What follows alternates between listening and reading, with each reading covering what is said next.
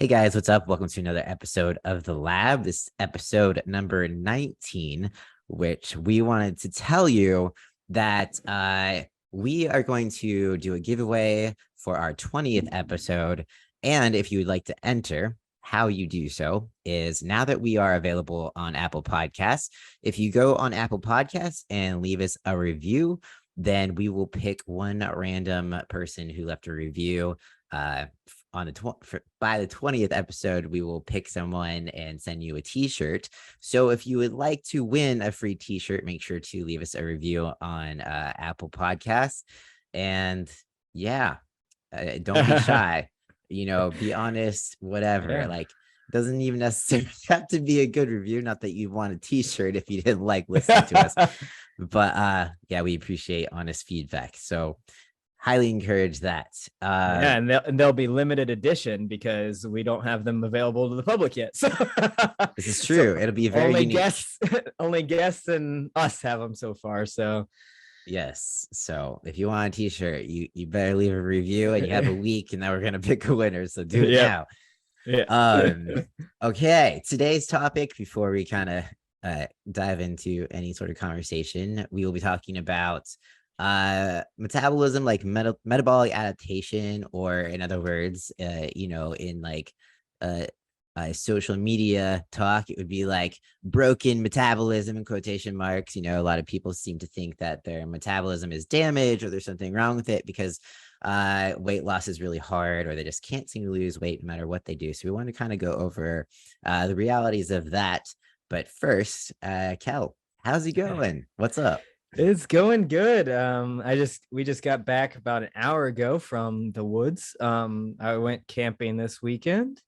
It was a lot of fun. I was out of cellular reception, so it was like I think the longest time I've been without a cell phone or internet in like probably a year or so at least. Damn.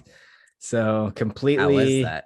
completely remote, completely unplugged. It was fun. It was kind of nice because it wasn't like it was like we were unable to get any kind of service. It was completely not an option unless we start I think you had to drive like 15 minutes away to get some service. So it was pretty cool. Sounds like a horror movie, like the beginning of a horror movie. And then you're always like, that's not real. You've got to have some cell reception. And then like here you are like, no, you don't have any cell reception. No. And then it was funny because we were driving out this morning and all of our notifications, like both of our phones just blew up. So it was like ding, ding, ding, ding, ding, ding, ding. Damn. It's like you're on an airplane. I know, right? It was pretty fun, but it was good. We were in Maddie's parents have a cabin that's very remote, so still got indoor plumbing and all that, just no Wi-Fi and no TV. So that was fun. Still cooked my food, brought my Tupperwares. Just did it in the woods instead. So what did you guys do? Sorry, I'm like, wow, I don't even know what to do with that anymore. I read a lot. We went hiking. There's a river that you can walk to, so I took my dogs to the river. My one dog Betty really likes swimming, so she just like was so thrilled to be out in the water. She kept she would get on the banks of the riverbed, and it's kind of like a slope, and she would roll down the slope into the water. It was very funny. Oh, that's cute. Yeah. How about you? How you doing? Pretty good.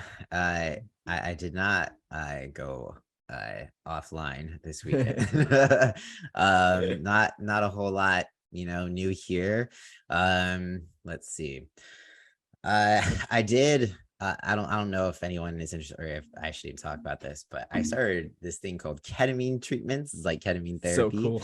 I started it for specifically like my anxiety and more recently depression, because like anxiety and depression kind of play off each other, but I've been so anxious now, it's just been kind of turning into depression and stuff. And so I've experimented with some antidepressants, minty flavor afterwards. A breath mint and serotonin all in one. Would you like some depressants? No, I got enough of that. It's cool. So That was a trip for sure. I think, people are somewhat familiar with ketamine treatments, but they tend to picture like the type where you do intravenously in the office. I went through a company called Better You. There's a handful. There's one like called Mind Bloom and stuff. So you have an appointment with a psychiatrist. There's like uh steps that you have to take. It's not just like, oh, I want ketamine, so you can ship it to my house. So you have to meet with like a psychiatrist and they evaluate you to even see if you are a candidate, because you have to make sure you aren't taking any medications that will interact with the ketamine. They also want to make sure you don't have things like schizophrenia and stuff like that would not really do well with ketamine. So after they evaluate you, they ship the medication to you and they give it to you in lozenge form. And the first, I didn't know what to expect. I wouldn't have known So either. yeah, you're required to have someone with you. So Des was with me. Then they give her like a number just in case anything like The shit hits fan. yeah, like I was like, what exactly could happen here? And so the lozenge that they give you, you hold it in between your cheek or under your tongue for about like 12 to 15 minutes or however long it takes to dissolve. And at about 15 minutes, I felt it like hit me real hard and I couldn't even dissolve the whole lozenge. I just knew I was like, I need to get this out of my mouth stat because I'm starting to go into a new dimension. So I just was like trying to pull it out from my cheek for the longest time. I got that out, put that in a little spit cup they tell you to have. And you put you put these things over your eyes and you put headphones on. They give you a designated playlist to listen to. So they have specific playlists on Spotify specifically made for this reason from Better You. So I was listening to the playlist, had the eye thing on. And at first I was terrified because I did not know how intense it was supposed to get, or like, I didn't know when it was peaking. I was just like, is this it? Like, is this gonna get more intense? Because fuck, this is oh wow. So it made my whole mouth numb. It made my lips numb. It made my body numb. It was insane. And I forgot, they use it for anesthesia. So Right. it was basically like being put into like a sedative like place, like it was like you're there, but you're not. So another thing is like the lozenge tastes so fucking bad. It's the most Oh bitter, no. awful thing. They try to cover that up with a minty flavor, but it's like, Oh, it okay, is a cool. depressed mint. Yeah, it did remind me of that. Like they try to make it a mint flavor, but it was cute that they tried, but it did not work. So I'm holding this bitter ass thing in my mouth, and like they say to start journaling while you hold it in your mouth. And I look back on my But you journal have stuff notes. on your eyes.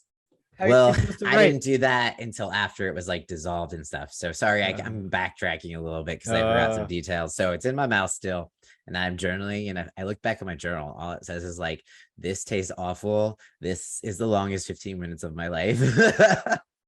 And then like, as soon as 15 minutes hit, I was like, I think it's kicking in now, and I couldn't even finish the word now. It just says no. And my pen So drops. yeah, exactly. So I was like, oh shit, took it out of my mouth, put the iPhones, headphones, I like laid back.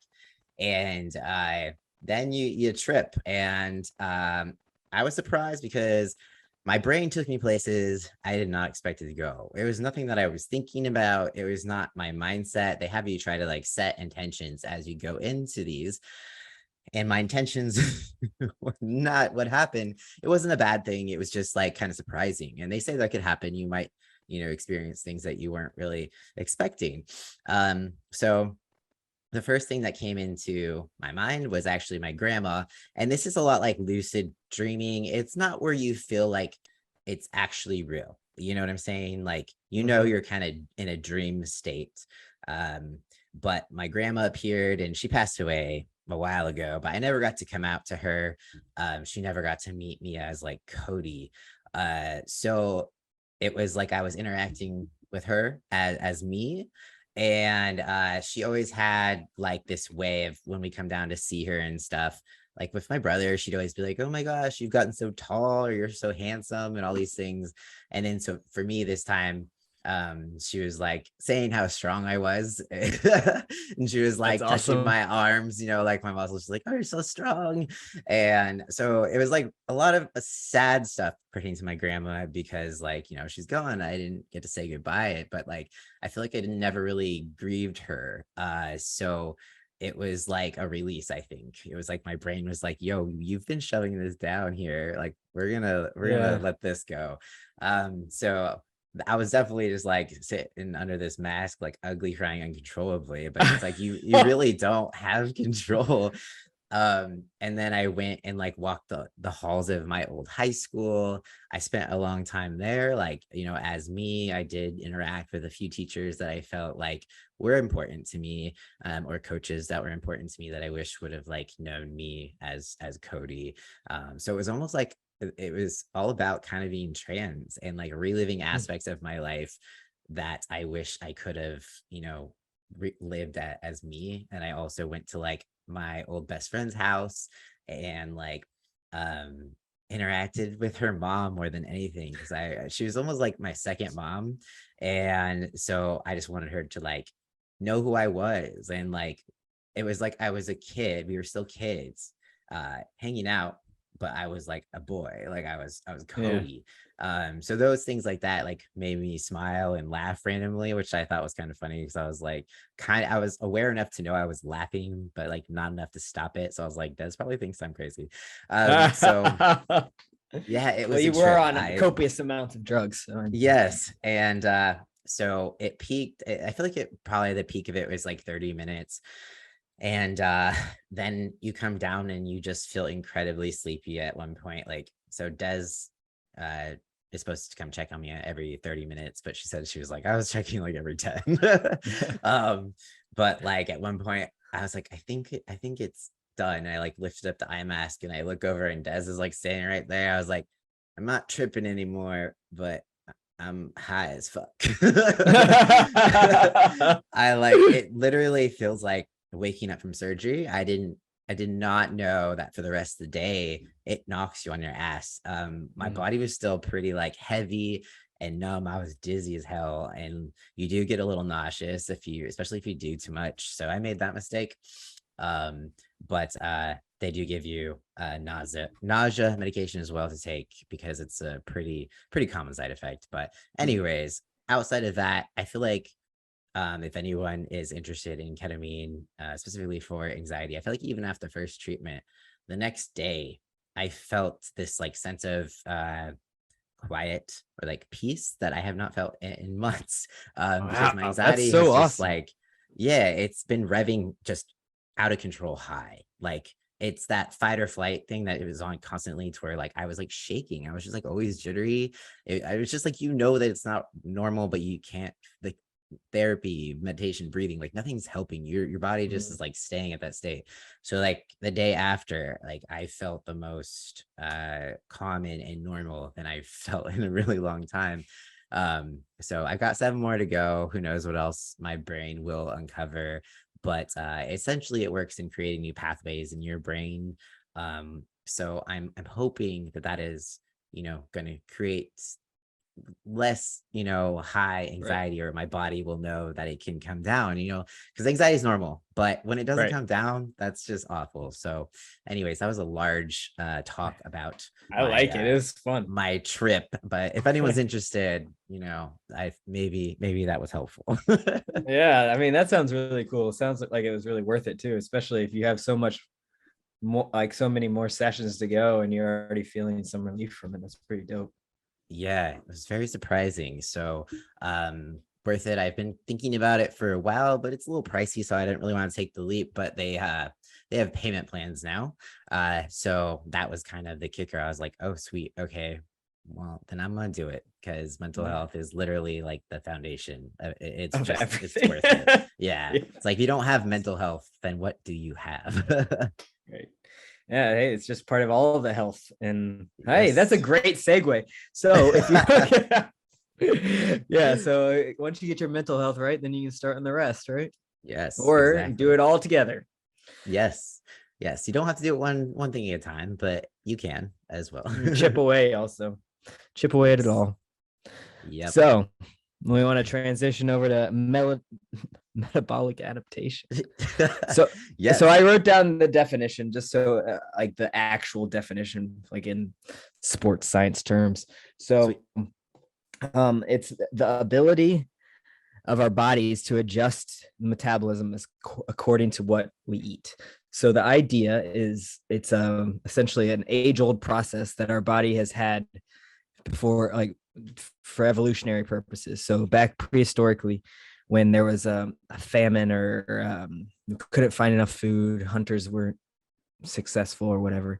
It was a way for your body to regulate its hormones and all of its processes so that they would stop weight loss, essentially, from like drastic weight loss. So you didn't starve to death immediately, essentially, when there was no food. So this is kind of the idea of it's more than just calories in versus calories out. So a lot of people, when they're starting to lose weight, especially if they have quite a bit of weight to lose, they'll lose a lot of weight really fast because they'll start with something big changes. Everybody thinks big changes are the way to go. So they'll start there, they'll lose a ton of weight right away, and then it'll just seem to stop and they'll hit a plateau. And like the same concepts, the same things they were doing before don't work anymore. And so that is the telltale sign that your metabolism has adjusted, not broken. Yes. And like, I think people think that the adaptations are much more aggressive and happen more quickly than they actually do. And it's like when you bring it back to, like caveman days, and it's, the body trying to prevent itself from starving. You can only do so much because people still starve to death around the world today. Like people do starve. It's not that strong, unfortunately, or else no one would ever starve to death. But it also, it's not as aggressive and it doesn't happen as quick. And I just want to emphasize that because people think that skipping a snack or a meal is going to cause them to go into like starvation mode, which, it's not gonna be a thing. Well, So and I think also that people think that their metabolism is broken from the get, and that's why they've had such strong issues losing weight. Because most people, I think the general population just thinks that they should be able to figure it out by themselves, just off of pop culture and such. And I think that that's just a lack of not necessarily education. I think a lot of education goes into teaching people incorrectly because it's more appealing. it's more appealing to the masses, and it's also more, it helps big companies stay in business. Yeah. To be frank, I mean, it's more money is to be made on unhealthy individuals than there are healthy individuals. And if you knew how to regulate yourself, you wouldn't have to get sick as often, you wouldn't spend as much money on stuff that isn't good for you. I think it's big business out there to keep people sick. So Yeah. And certainly the people who like kind of promote that your metabolism is broken. I think that's how things like keto and stuff has existed or is so appealing because it tends to offer people this kind of like, hey, like these people lost weight and they weren't able to lose it before. But the reality is like they probably were never in calorie deficit before when they go into doing keto, and it takes so many foods out. But also I think it's a lot easier for people to just be like, yeah, my metabolism is slow, my metabolism broken, like I can't lose weight. And like to have someone say that to them, or there are a lot of people out there that say it's not just about calories in, calories out, which it's more complicated. It's not it is black and more white. complicated. There are things that influence your metabolic rate and things like that, but they still don't dictate whether calories in, calories out works. So that will always work. But say, your hormones are being, or your metabolism is being influenced by your hormones or etc. It just means that you have to eat a little less or move a little more still, depending on how your body works. But like, I feel though, as though the sale of hopelessness without X keto or fat burners or whatever is appealing to a lot of people because they're like, oh, here's this solution. It doesn't seem hard. Like it's a Right. good little, I'm going to try this. So I feel like that's how a lot of people prey off. A lot of businesses prey off of people who kind of don't quite understand it yet or can't grasp it or just maybe are not ready to take responsibility or, it's like, it could be, it's harder for some people to lose weight than others. Everybody is different. So, not everyone's the same. So if it is hard for you to lose weight, that could very well be true. If it's harder for you to lose weight, then this person over here, your brother, your mom, whatever, that could also be true. But calories in, calories out is still going to be the ultimate. That's Yes. that's king, but things are just gray. And I think people don't ever like that. They want a quick fix. They want to feel special, like they're a different special flower. And to an extent, that's true, but we all have the same organs and and stuff. Like there are some broad strokes to be made. So I think people just want to feel special, and salesmen want to say that if you buy this detox tea, that's going to fix your metabolism, and then those same things that didn't work before are going to work now. Yeah. And I think that is just untrue. So Yeah. And it, sorry, go for it. no, go ahead. No, go ahead. Yeah. So like I was just thinking about, so some of the things that people usually have, or are they, okay, sorry, let me go with this from the top. So we're gonna go over some like dilemmas that usually people kind of have, right? So it's like dilemma number one, there's the people that are like, I've been eating the same way forever, but suddenly I started gaining weight. And like, does that mean your metabolism is broken? Does that mean your metabolism has changed? Like, yes and no, possibly. So there's so many other outside factors. You could be less active. When we reduce our calories, we tend to reduce our activity, even subconsciously. So like metabolic adaptation might just not just be like your body, something it does on its own. Like subconsciously, you just don't want to move as much. So it's like You're tired because your calories are burning. Exactly. So that's why like in prep, for example, I think you probably know this, like I like to establish a step goal to make sure that you're still moving the same amount so that we don't hit that plateau. And like we're like, oh, I don't know why, because at the beginning you could have been taking way more steps because you had more food, and then you kind of slowly drop off. And then we get to a certain point, we're like, damn, I don't know why you're not losing weight. Like, and it's all because maybe you're just not being as active, right? So I think, metabolic adaptation could have like little simple things that we don't even think about. It's not necessarily like, oh, it's my thyroid or, oh, it's my hormones or it's PCOS. And like those things do affect your metabolic rate. If you have PCOS, you could have, you might burn anywhere between like 100 to 300 less than maybe an average person, but that doesn't mean that it's impossible for you to lose weight. It just might mean that it's harder. Yeah, so I think that's just what I want to emphasize. Right.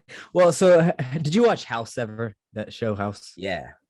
So the way I kind of like to think about it and kind of explain it to people is because I feel like most people who say it's their metabolism is slowing down is because they're older, right? Usually it's like, well, I've eaten like this since I was 20, but now I've gained 30 pounds. And I'm like, okay, well, you're not 20 anymore.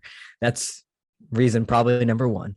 But also I think, what is it? Is it lupus? Yeah. So like the way I kind of like to think about it is metabolic adaptation is one of those things that like you want to control everything for before you determine that that's what it is. So like if you have like, so say you're, instead of in the hospital and you get House as a doctor, you wind up in as me or Cody's client and you can't lose weight, you're having some issues. So what we would want to do first is control everything. So we want to set you a step goal, make sure you're hitting all these steps. Set you a food goal, make sure we get a baseline on your calories.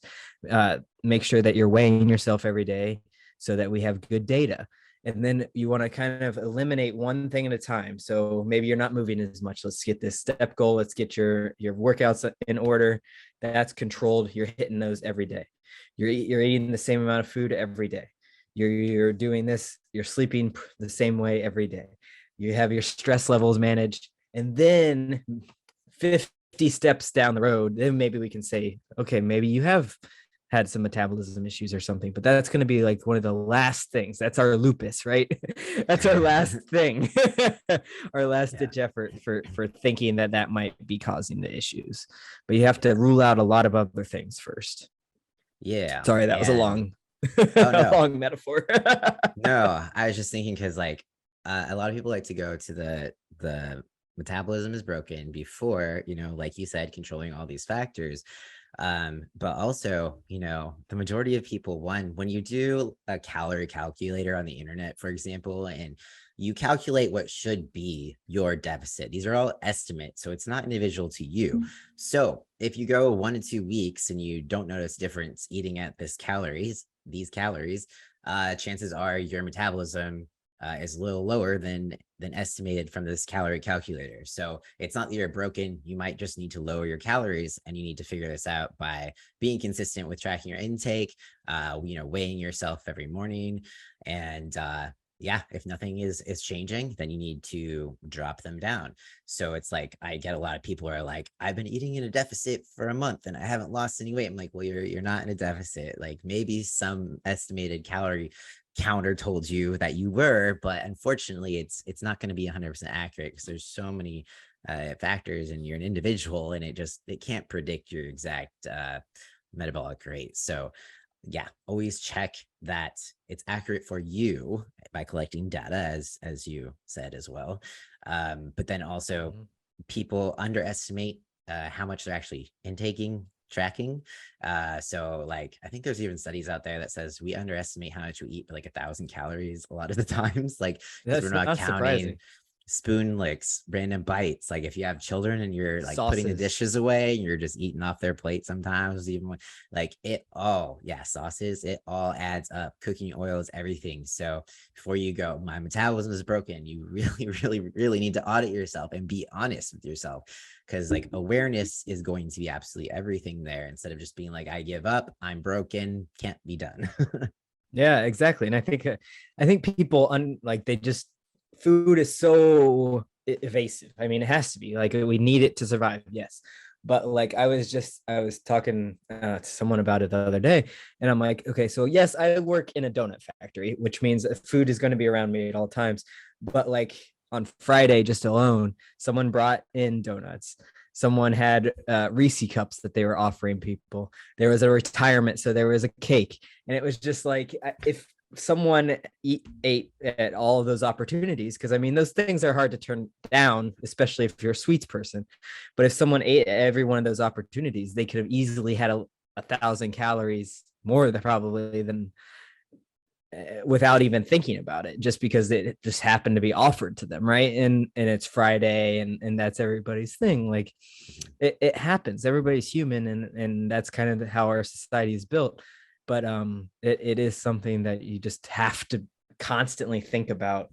And I know, and this is going to lead me into another tangent, but people who always, I've seen a lot of Instagram posts recently from either former fitness influencers or something along those lines about how I used to think about food all the time, and now I just eat based off my intuition and Oh my when I'm gosh, hungry.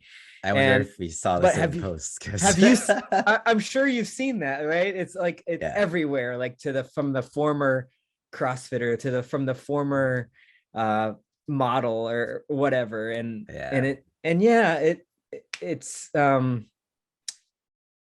can understand worrying, like being anxious about food at all times. That is a lot different than thinking about food all the times. And I think people like don't differentiate that.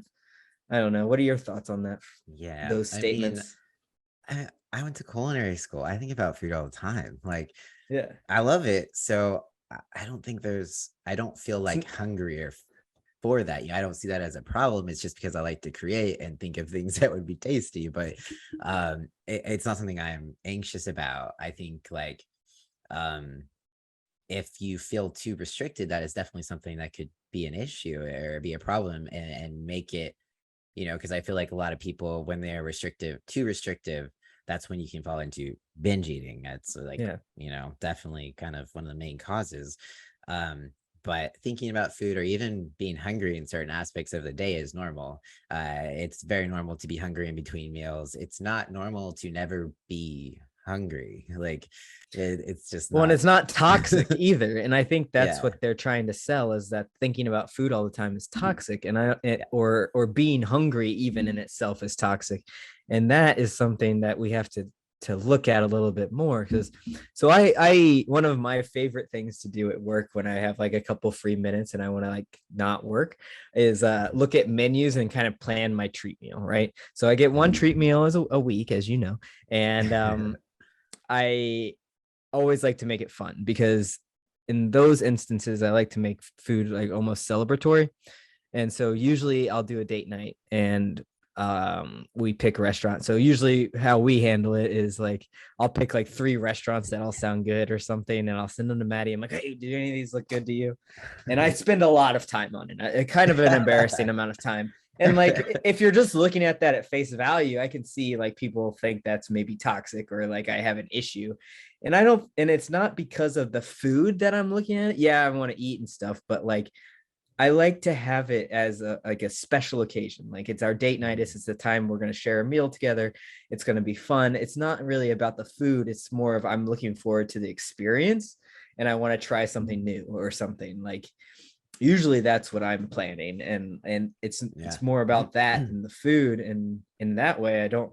It's not. It's the food is secondary. It's part of the plan, but not the thing I'm looking forward to, which is kind Yeah. of hard to explain to people. Yeah, same. And also it just like, I love that feeling. I don't know, like the Yeah. feeling of it's like that delayed gratification where you Mhm. don't just let yourself eat something now because you want it now. You force yourself to wait essentially. But then like, I don't know, the anticipation is half the fun, I feel like. And then you enjoy the meal, and it's also an experience. I like to share my treat meals with Des. It's probably the similar with you. Like it becomes an experience that you share with your partner or whatever. And I just always look forward to it. And I like doing that. I don't see how that would be toxic. I feel like it's more toxic to just like allow yourself to have whatever you want whenever you want, because that's just not realistic.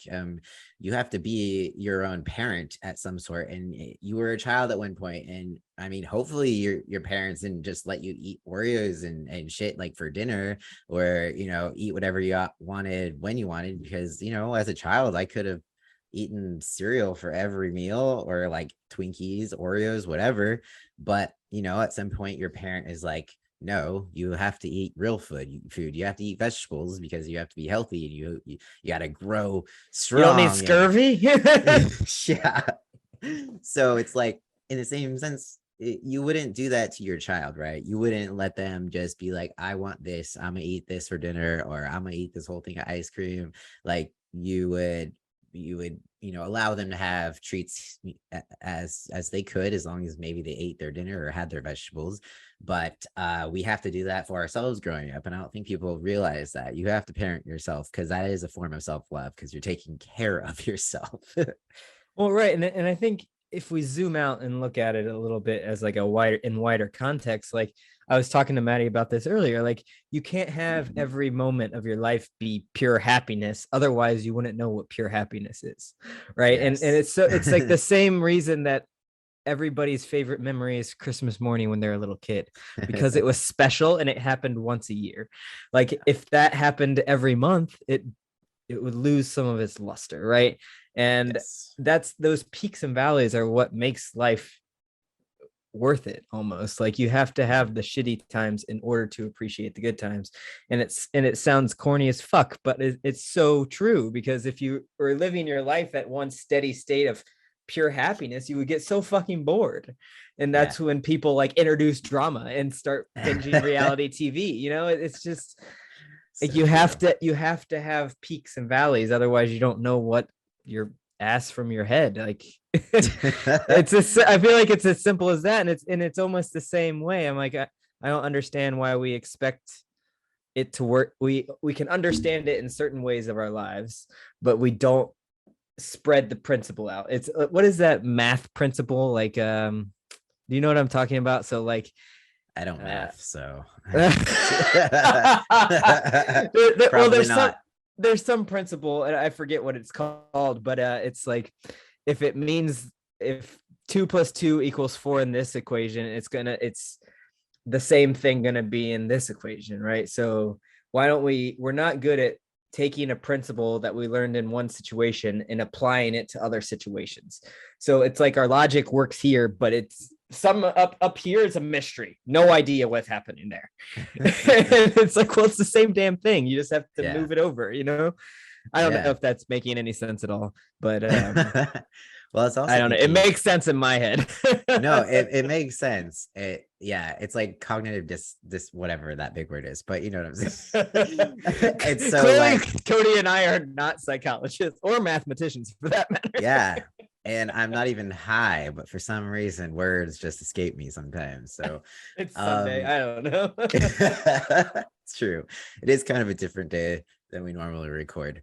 But also I was thinking about how people often forget that not only is it kind of fun to look forward to a certain meal instead of just allowing yourself to have it all the time, is that part of the treat is also seeing progress. I feel like people forget about that so much. And it's like, don't forget why you started this and like what your goal is and how you get to this goal, and realize that, yes, it's not going to happen instantly. It's going to take time, but that will also be a form of reward for you. I know I always get stoked when I'm like, oh, like there's this, I'm pretty sure this shirt is fitting snugger around my arms, and then I'm feeling like all of those sacrifices and hard work paid off. In the moment I feel like on top of the world, you know, I'm like, I can do anything, blah blah blah. And so you gotta make sure you are paying attention to the other positive outcomes, treats that are not just food related. Yeah, it's almost like just a moment of zen when you're like, I conquered that shit. Like my brain thought one thing, but I am the one in control, and it's kind of dope to kind of feel that for a second, especially when the world feels so uncontrollable. To feel like you've mastered something, even if it's just your own body and your own head, almost. It feels like quite awesome. Yeah. And it's also, you know, it's like that same thing where action comes before motivation, right? So you might not actually feel motivated to start, but once you get yourself going and you start seeing the benefits of it, then that motivation starts to pick up, and you're like, okay, yeah, I see what's happening here. Like I just started my bulk, for example. I've been having appetite issues, and I was nervous. You know, I was like, I hope, you know, my calories were increased a slight bit, not a lot. But I was thinking I might not even be able to do it. But you know, I had the first day down. I got all my meals in. I woke up the fucking next day in a good mood because I felt accomplished. I was just like, I was doubting that, but I did it. I feel good. And then it's like every little thing that you follow through, any commitment you follow through for yourself, you're gonna start like believing in yourself more and more each time that you follow through with that. So that's a treat too. Fuck yeah. Well, and it's so awesome. And I think that especially once you start rolling in it, it becomes so much easier to keep it up. Because once you start going and it's just like one thing leads to another, and you don't want to break your streak, and then you're just like rolling on cloud nine, and it's just so good. Yeah, I feel like we've departed from the topic a little bit. Yeah. We went straight back to like the psychology of it, but but also if you do break your streak, don't quit. Just you know, start fresh. It happens. It does. Yeah, well, and that's like something that they teach you in AA. I feel like you can have streaks, but you don't quit, because that's, I don't know, you can just always get back on the horse, and you're just building to a new bigger streak, maybe. Yes, and one day at a time, I think is their saying, or something along those lines. I could be wrong. I think so. One day at a time. That sounds right. Yeah. So sorry, what should Oh, we go ahead. Oh, so what I should was we gonna say, so we can roll it back into the topic. I wrote so some things that we can say we figured out it's our metabolism. We've hit a plateau maybe in our weight loss. And when you really have determined that would be like if you've done the jig jags all the way down to a certain weight, and then it's just like deadpan and you're staying right there on that level. This isn't going to make sense to our Spotify or our Apple Podcast listeners, but so you've hit a plateau, say, in something. The way you kind of want to think about it isn't what you would normally think. So a lot of people is be like, all right, cut 200 calories now, just get them out of here, and like let's just really nail it hard, double down kind of. And I do want to caution people on that. Usually what you want to do is kind of not what you would think. So you typically want to, I would refeed the person, maybe up calories, take a little bit of a diet break, and then get back to work. At least that's how typically I would handle someone who hit a plateau in a weight loss. Would you do something similar, Cody? It depends.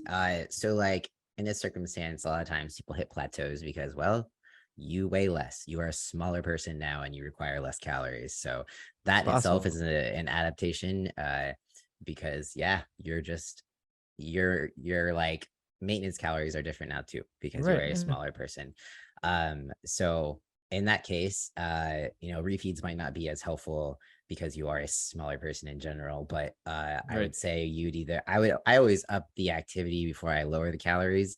So that would probably be my first thing that I would do intuitively. Something else that I would try is like calorie cycling or carb cycling. So you have days that are higher, some days that are lower. So it kind of prevents the metabolism from adapting a little too quickly. But then also, refeed is also an option that you could do to kind of throw in there because it's refeeds I feel like are more beneficial psychologically than physiologically. A lot of the times they can be helpful for both, but it also brings your stress levels down, brings your cortisol down. So it can help you, that whoosh effect you get like after refeed sometimes. And it's just your body like releasing water because it was stressed due to dieting, right? So that could be a great thing mentally. It can help people feel motivated and be like, oh wow, okay, it was just water, we're good, we're gonna keep going. So those are helpful in those circumstances. They just aren't like magic pills, where you're like refeed, go, we're gonna just drop some shit now. So yeah, it's just I do feel like that should be the new technical term though, the whoosh effect. Yes, we got that whoosh effect. But yeah. And then and what it typically is gonna like sustained weight loss is typically going to look like 1 or 2 pounds a week. So just remember that we don't want to be losing 5 pounds a week. Yeah. Well, unless you're like really, really overweight, and then that could be more like okay. But if you're like decently lean, sometimes like a half a pound is okay. It just depends like where you're at. But that's also like why if you weigh like say you're like 200 pounds overweight, right? You might drop weight really fast in the beginning, but it'll start to slow because you're becoming a smaller human in general. So you require less calories. So yeah, I think there's always this fear when people stop losing weight. They're like, it's over. It's like, no, dude, you just got to your first goal. We're good, you know? Yep. Absolutely. Let's see. Don't do any drastic. I think a lot of people, it's the psychology of it first is oh fuck, I hit a plateau. Let's bring out the big guns. Let's do something crazy. It's that drama. Like juice cleanse. Yeah. Like detox. Give my fat burners. Go buy $500 in supplements. Yep. I feel like that's what people tend to think when they hit a plateau. They're like, I need to go on some sort of detox cleanse. I need what's it called? A colonic or something? Colonic, yeah. You're like, do not do that. Don't do No. that. Desperate times. It's not desperate. So don't worry. That's as normal. It's normal. Not It's not anything crazy. You're not special. That's what it's supposed to happen. Mhm. And I think too, when we talk about like metabolic adaptation or a damaged metabolism, it puts like a pretty big negative connotation on something that our bodies are actually doing to help us. It's our bodies are smart. It's trying to prevent you from starving. I mean, it sucks that it doesn't understand that food is plentiful and we don't need it to try to save us anymore, but it is trying to be helpful. It is actually working as it's supposed to. So to say like, oh, my metabolism is broken is like, no, it's actually fine. It's doing its thing. And like unless you have like a thyroid problem, then okay, maybe there's some issues there. But in general, you're not broken. Right. And I think so when you think about metabolism, the way I kind of explain it to people is it's kind of like a thermostat in your house, right? So you set your thermostat to 70 or something. And once it reaches like 72, 73, it starts climbing, then your air will kick on. And once it brings it back down to say 68, 60, or it jumps real fast and hits to 60, and then it tries to you'll bring your heat on and try to raise it up. So it's your body is always trying to find the baseline, right? So it always want to stay at the homeostasis, right? So that's what your body's trying to do with your metabolism. And so essentially it's trying to regulate the chemicals that go in your body so it can stay at that level that it wants to be at, where the same amount of calories in are going out. It doesn't really want to keep things. It wants to be lean enough for what you have. So that's the idea. So your metabolism is doing exactly what it's supposed to. Do we want to talk about, so I'll tell you a little bit of a story. So my mom is my mom was raised in the 70s. She was born in 58. She's in her late 60s now, well, mid 60s now. And she has done the same thing as I think a lot of people have heard, well, a lot of women of her generation, and eats as little as possible because she's like, I don't want to gain weight. So this is my mom. So she eats probably, I'm not gonna lie, probably like 1,000 calories a day, and then she'll do big dinners on the weekends and go crazy. Yeah. And she's like, I don't know why. I do Orange Theory 5 days a week and I haven't lost any weight. And I have to explain it to her on a monthly basis what the hell she's doing. And I'm like, and so she's asked me before to help her. And I'm like, you don't listen to me. I'm not gonna help you because you don't do what I say. And that is someone who I would say has maybe damaged her metabolism. Oh man. I don't know. Have Yeah. you ever heard of this or heard people do it? Oh yeah, for sure. And I wouldn't say she damaged her metabolism. She's just making up for all the calories that she's not eating during the week, and And doesn't eat them realize it. once. Yeah, Because I feel like that exactly. is the thing that throws people off the most. They'll eat on track. Like, okay, so if I have a client and I assign them 2,000 calories, right? And they're like, holy crap, I'm scared to eat that much. That is a lot of food. I'm afraid to gain weight.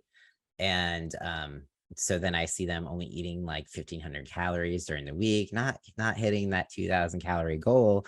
But then on the weekend they go ham and they eat whatever, and then it would have been the equivalent had they just eaten that 2,000 calories a day that I had assigned them, right?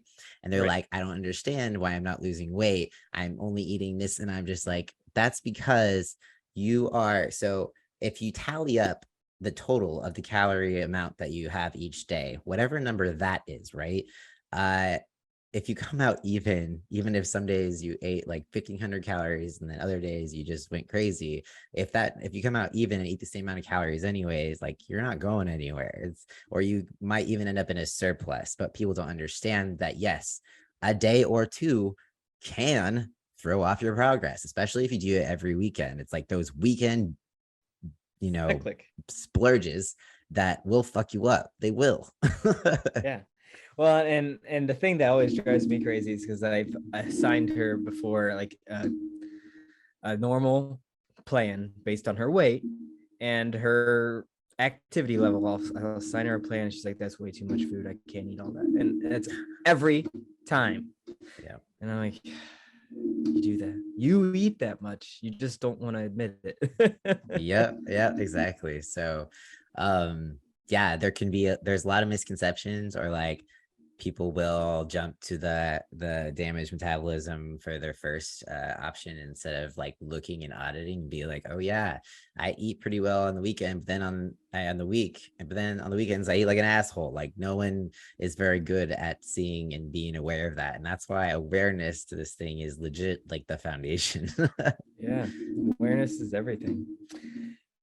Oh man, Should we what like else? talk about some ways to raise your metabolic rate possibly? Let's do it. Let's do it. Go ahead. Cool. Start us off. uh so first of all, like neat, like movement throughout the day. It's your steps basically.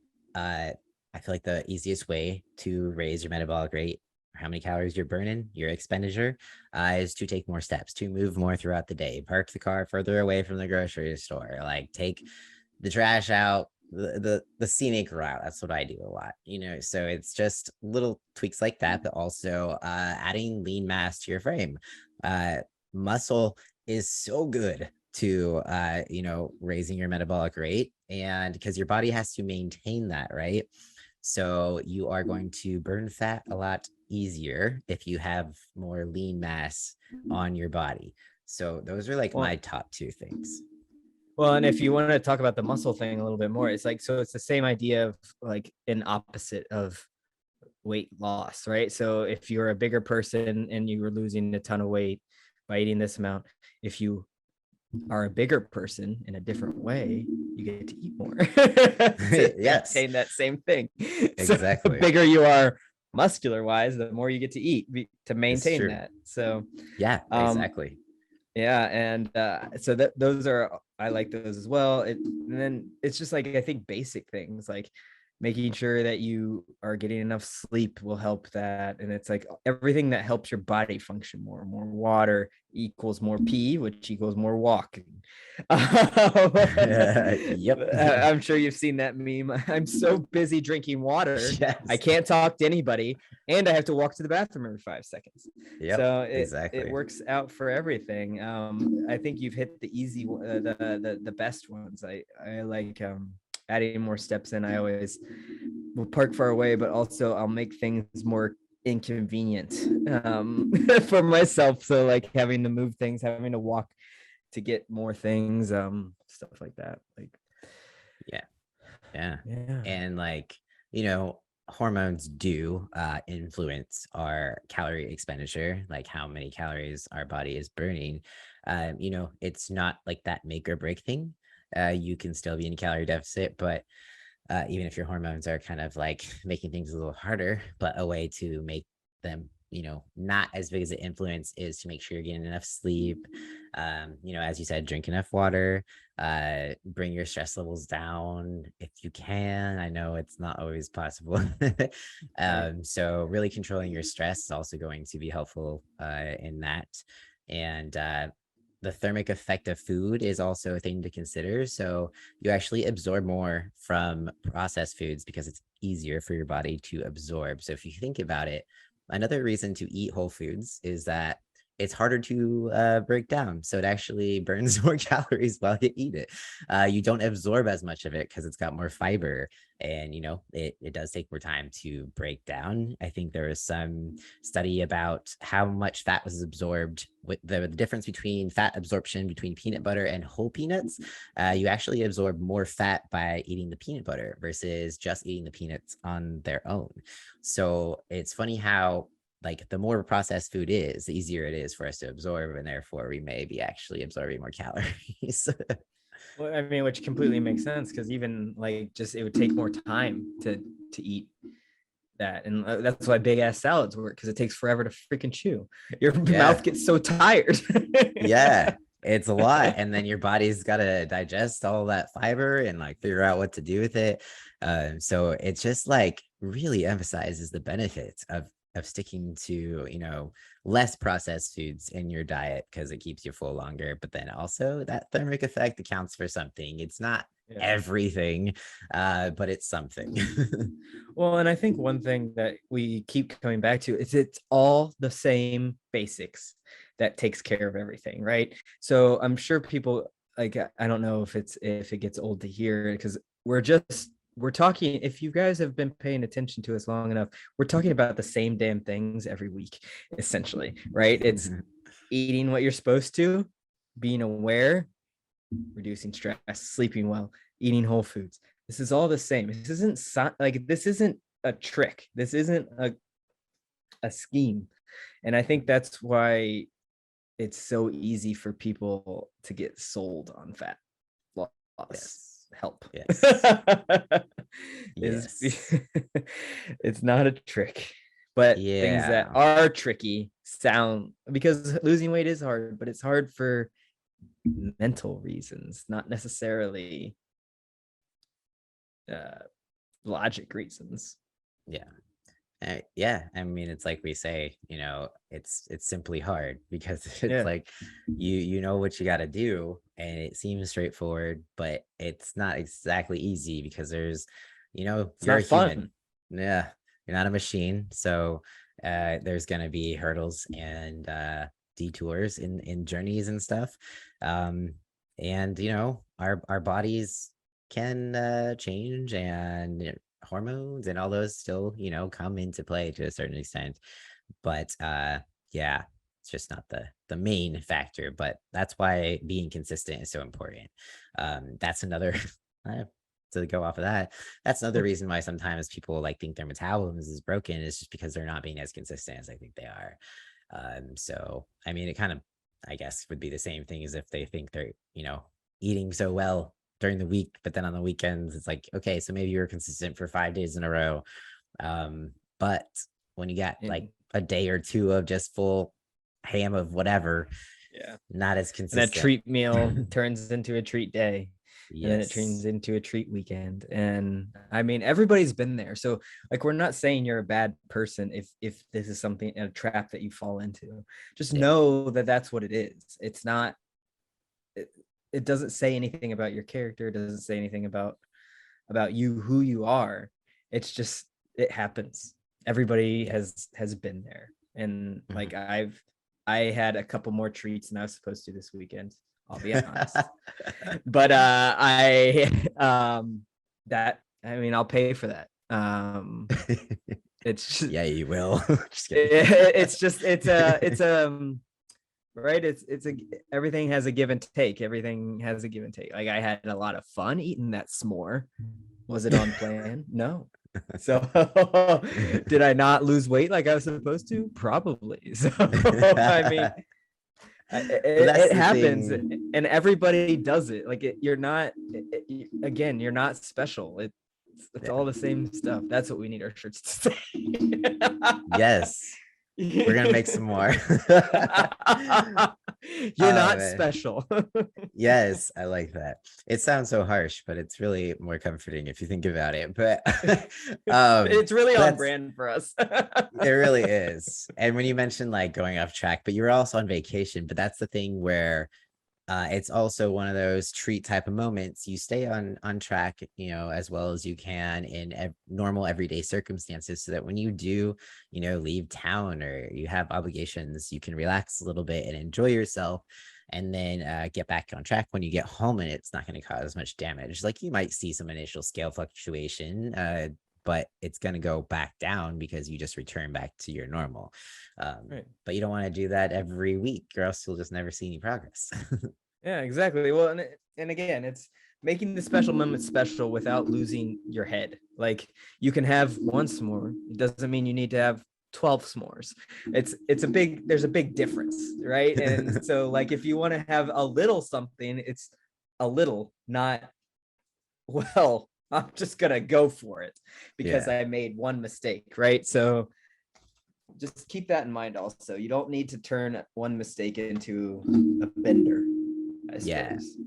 Yeah. So And I would almost say, like, this might not be a popular opinion, but if you're someone who does struggle with binging, or not being able to control yourself around certain foods or whatever, like the next time you have that urge, let yourself do it and just write down like how you're feeling in the moment, like what you might need. Be curious, ask yourself some questions, collect the data, like a scientist, as we like to say, and you know maybe you'll have some more insight as to why you're doing what you're doing, and might give you some better data to like change the course of your action the next time.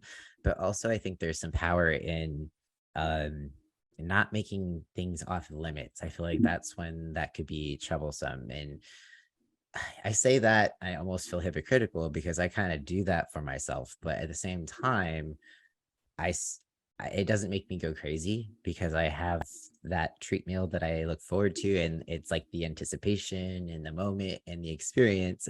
It overpowers any like urge to go ham on something randomly. I don't know.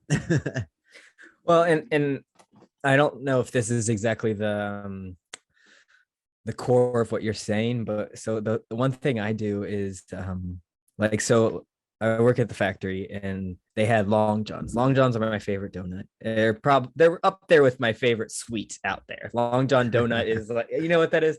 Like the long donut with the chocolate on top and the white filling. I don't know. We call it a Okay. Long John. I think they're also called like eclairs, maybe. They're, I think chocolate or like bars or something like that. Something like Eclairs that. are possibly, it depends what. I There's don't know. donut bars and then eclairs. Yeah, those are delicious. Yeah, I like we call them Long Johns. Anyway, so they had those at work on the week on Friday, and but like they're a factory eclair, so like it's something that you would find at like a gas station or something.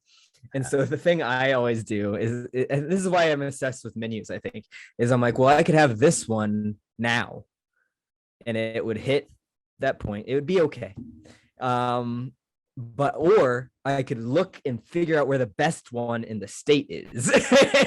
and and that's my way of like that what is it, like the distant gratification, like the delayed gratification is like, Yeah. instead of having this okay one, I'm gonna find the fucking best one, and that's gonna be Yeah. so much more worth it to me because True. like I can put it off, and then usually, to be honest, it's like a mind trick almost, because it's not really a ton better. Like, yeah, it's maybe a little bit better, but like it's just a way I handle it myself, and I don't know if it's like the healthiest psychologically, but it's the way I do it in my head. It's like, do I want to have this grocery store cookie, or do I want to save it for a special occasion and have like a homemade cookie? Yeah. And it's Yeah. like there's a big difference in my former fat kid head. Like I could have this shitty Pop Tart, or I could have like a bomb ass sundae, like on my Yeah. treat meal Yeah. day, my treat meal.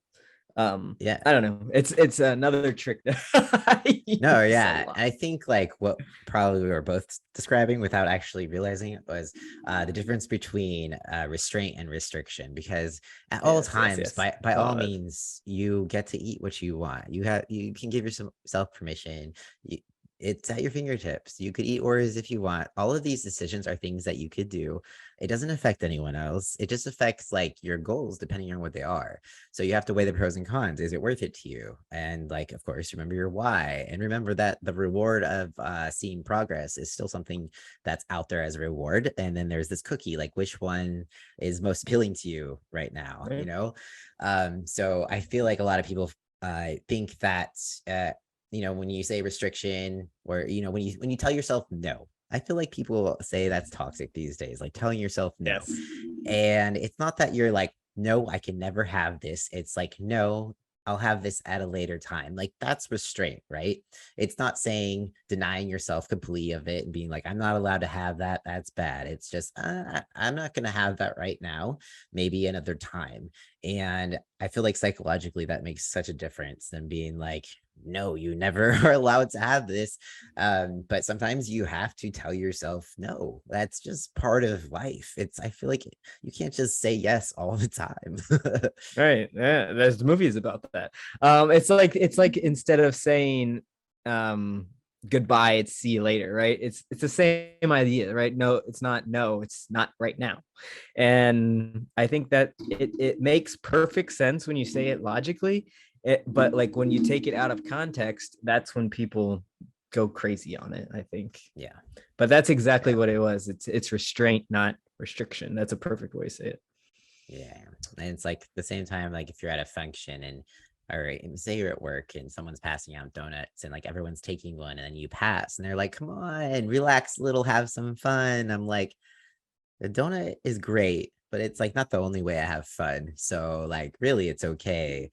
I'll have a donut at some other time. I'm just not gonna have it right now, you know. So it might be awkward socially sometimes for sure. But it's like you guys, I appreciate the concern, but I promise I'm not just like depriving myself of all things delicious.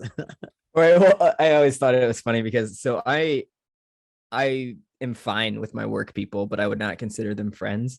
But I'm like, to be honest with you people, I don't want to have fun with you. I want to come to work and I want to go have fun with my people I care about. Like, I'm not wasting my time with you guys. I'm not wasting my donut calories on you. No.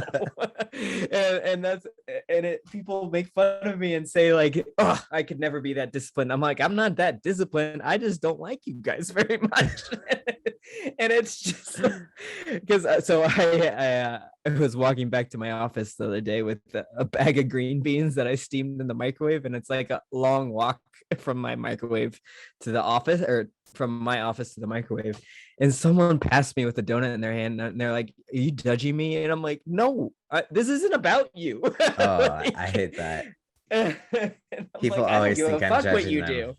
And I'm like, this is, and I think people like, and it's the same thing we always say, like, no one gives a fuck about you. Like this is for me. Like I don't spend much of my time thinking about you, sir.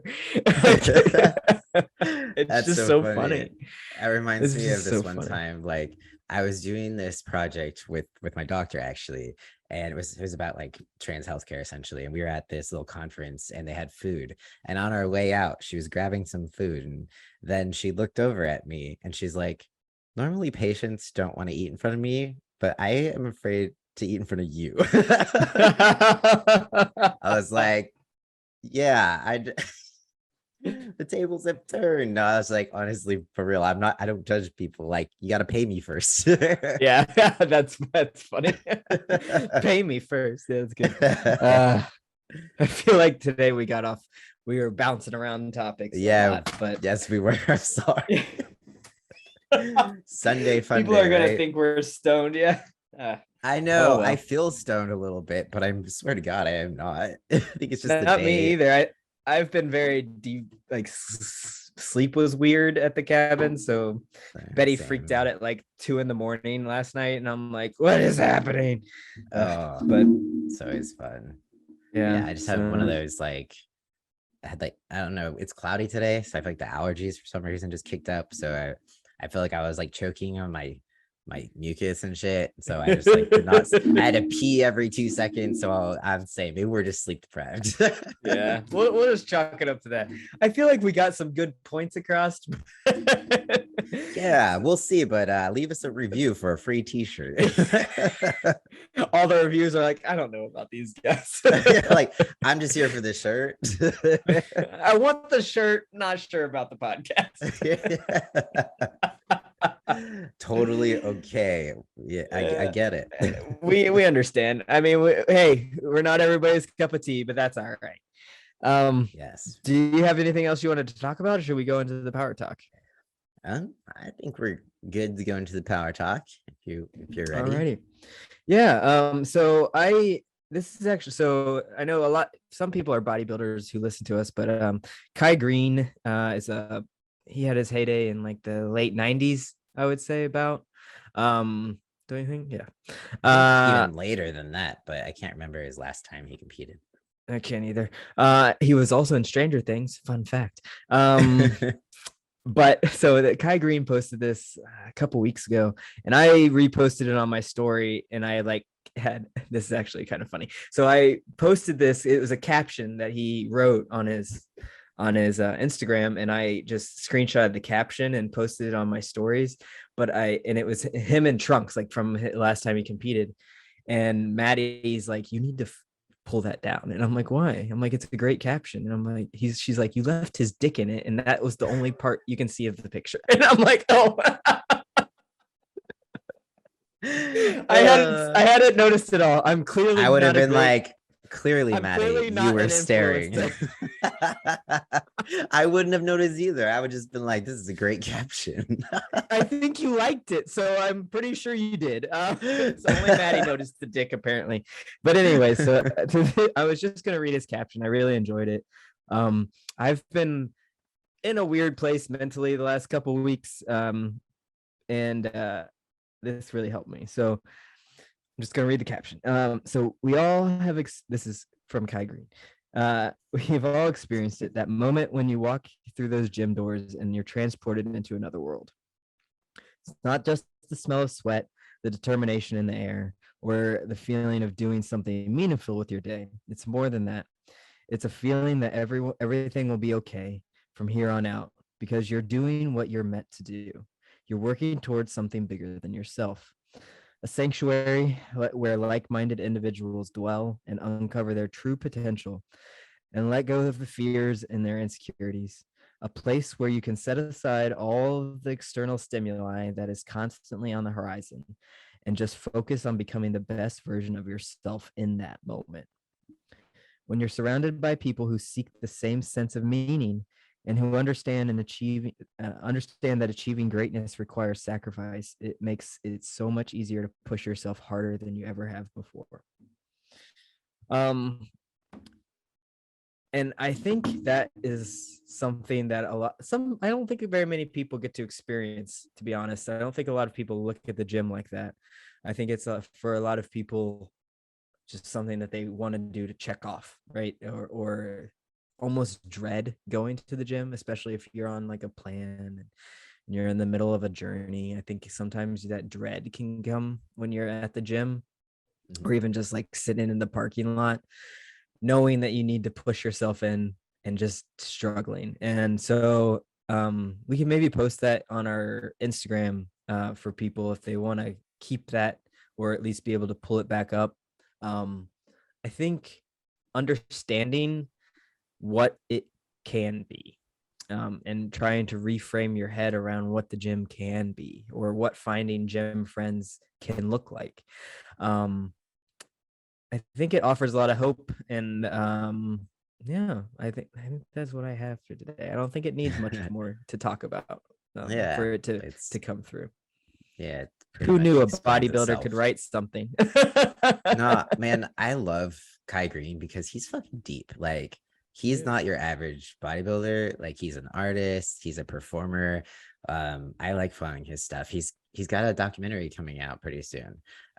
So that'll be really interesting to watch. Yeah. Well, anyways, that's what we'll leave for y'all for today. Again, like and follow.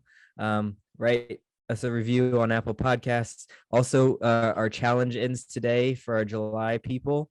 I'm so proud of y'all. More to come on that. We'll probably talk about it more next week. Yes. And thank you everybody for listening, and have a great week. Peace. Bye.